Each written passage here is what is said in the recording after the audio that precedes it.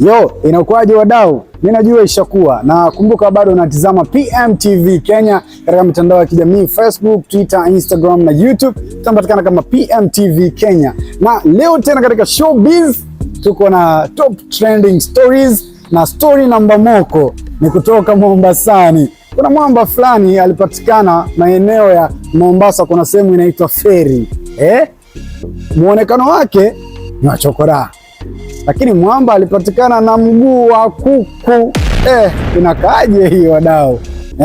Mguu wa kuku ni lugha ni slang ya Uswahilini ambayo tunamaanisha bunduki ndogo aina ya pisto. Sasa mwamba ni chokora, lakini ile pisto ilipatikana kwenye gunia lake. Gunia la tools, gunia ambalo linaweka vifaa vyote anavyookota, maganda ya ndizi na betri mabovu, ulipatikana bunduki. Lakini the most interesting part ni kwamba 70% wanaamini kwamba mwamba ni chokora, lakini 30% wanasema mwamba sio chokora. Ngoja nikuwekee ile video pale, alafu niambie maoni yako kwenye comment section. Niite Juma Siwa na hii ni PMTV Kenya.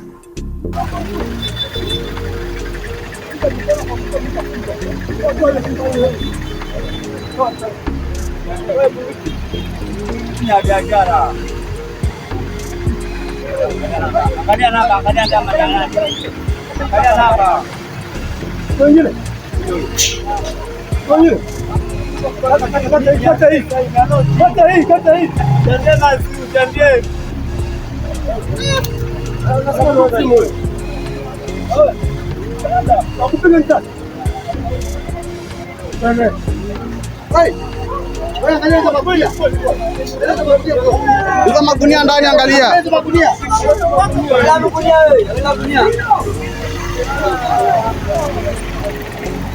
Afande, siko sawa?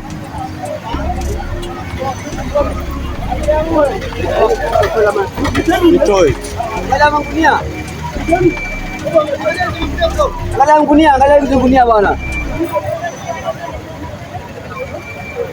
Angalia hizo gunia bro.